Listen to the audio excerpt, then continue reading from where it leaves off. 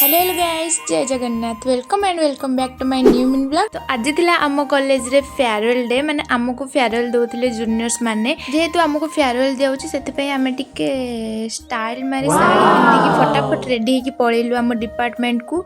AD juniors माने बहुत सुंदर से डिपार्टमेंट को डेकोरेट करथिले, आमको बहुत भल भाबे वेलकम भी करदेले। रुआ रुआ आउ टिके देखि दियो डिपार्टमेंट पूराटा केमती डेकोरेट करथिले आम जूनियर्स माने। सुंदर है ना, सुंदर जदि है तांको टिके थैंक यू कहीदेवे कमेंट रे, से खुशी है। सार मैम समस्ते पळि आसथिले। एठी देखंतु आ गोटे सेल्फी स्टैंड जूनियर्स माने करचंदे आम समस्तिंकर फोटोस नै मेमोरीज वालार। तापर हमको गिफ्ट्स मिली गला, जोटा कि मु फोटो अटैच कर दीची, आपण माने देखि दियंतु। जगांकर गोटे सुंदर सा मूर्ति।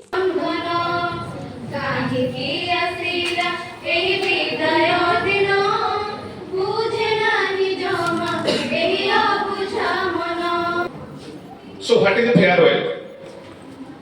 So farewell does not mean that you are leaving the institution.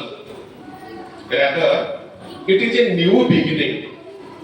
Never say no. So my dear students, never say that you have nothing. Never say that you have everything. Always say you have something and you can achieve everything. So our next answer आइला तमा teacher माने सब बेले each and every moment they were always available for you. जो time रे जो moment रे जहां भी तुम माने गाइडेंस दरकार पड़बो तुम माने टीचर को इन्फॉर्म करि परबो ताको।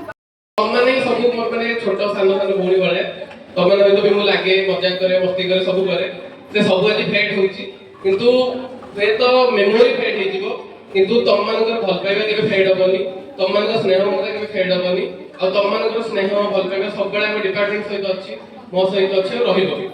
बाकी रहिला तो माने बहुत मिस करबो तुम मानकु, स्पेशली मु तो मिस करिबी जेतु माने मो पई तो तुम माने तो डायमंड बेच तो तुम मानकु बहुत मिस कर। एठी हम गोटे छोटा सा गिफ्ट सार मैम को दे दीचु। ए वीडियोटा बहुत लॉन्ग हो गलानी, मु आर पार्ट 2 टा आनिबी। तो thank you for watching and bye.